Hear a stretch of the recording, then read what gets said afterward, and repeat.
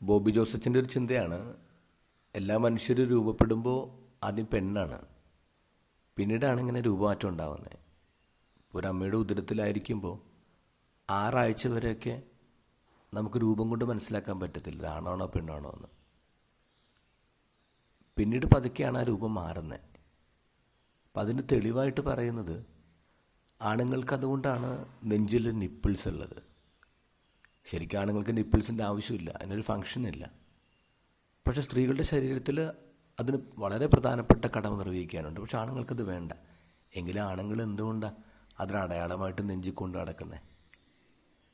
ഒരു കാലത്ത് പെണ്ണായിരുന്നു എന്ന് പറയാനാണ്. പൊക്കിൽ കൂടി ഒരു ശരീരത്തിൽ കൊണ്ടു നടക്കുന്നില്ലേ, അത് അമ്മയിൽ നിന്ന് അടർത്തിയെടുക്കപ്പെട്ടതിൻ്റെ ഭാഗമായിട്ട്. അതുപോലെ തന്നെയാണ് ഈ നിപ്പിൾസ് ആണുങ്ങൾ നെഞ്ചിൽ പേറുന്നതെന്ന് അച്ഛൻ പറയുന്നു. ഇതൊരു സയൻസായിട്ടല്ല എടുക്കേണ്ടത്, ഒരു മെറ്റഫറായിട്ട് എടുക്കുക. എന്നുവെച്ചാൽ നമ്മളിലൊക്കെ ഒരു പെണ്ണുണ്ട് എന്നൊരു മെറ്റഫർ.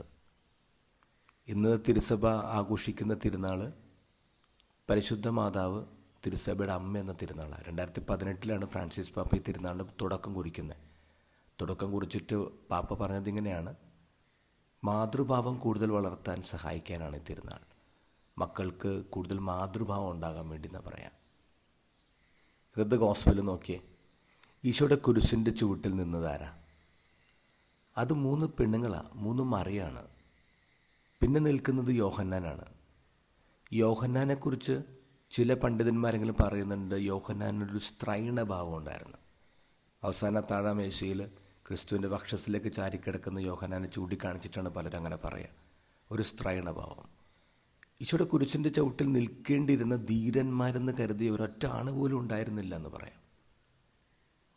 സ്ത്രീകളാണ് ഉണ്ടായിരുന്നത്, പെണ്ണുങ്ങളാണ് ഉണ്ടായിരുന്നത്. ഇനി സഭ പെണ്ണല്ലേ, അതുകൊണ്ടാണല്ലോ ക്രിസ്തുവിൻ്റെ മണവാട്ടി എന്ന് വിളിക്കുന്നത്. ഇപ്പം നമ്മൾ വേണ്ട ഭാവം എന്താ? അത് മാതൃഭാവമാണ്.